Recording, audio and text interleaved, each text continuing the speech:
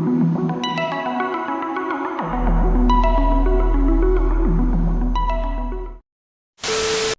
viewers, welcome to our third Just a Minute tutorial, and in this video, the first part is how to crop photo and circle shape online. So dito, we need internet connection. First, type natin dun sa URL container crop-circle.imageonline.co, or better to search that on Google.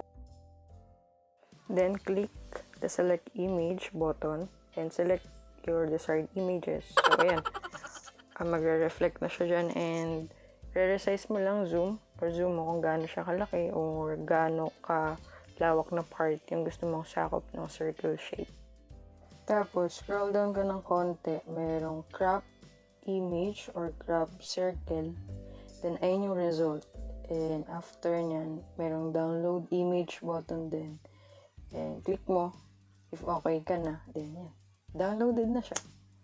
For the second part naman, how to crop photo in circle or any shape offline naman. So, hindi mo na kailangan ng internet connection dito. First tool na meron ka dapat is Microsoft PowerPoint. Open mo yun. Tapos, punta ka sa Insert tab. Select mo Insert Pictures or Picture. Ulit, pili ka ng desired photo mo. Pag nakapili ka na, punta ka naman sa Format tab, Crop Picture. Balik tayo, pili ka ng shape, crop to shape. Pili ka dyan kung circle, ganyan. So, kapag ibang shape, select mo na lang yung desired shape mo. So, ayan, since circle tayo kaya, circle na lang din muna tayo ngayon. Tapos sa bandang left side niya, may maliit na icon dun. Click mo yun. Dahil, compress picture. Meron ka lang kailangang i-check or i-uncheck. Kung i-apply mo lang siya on this picture, tapos kung gusto mong i-delete yung nasa paligid na cropped, then click OK.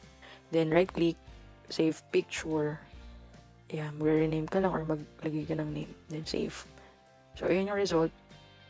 Kapag PNG, wala siyang background na white.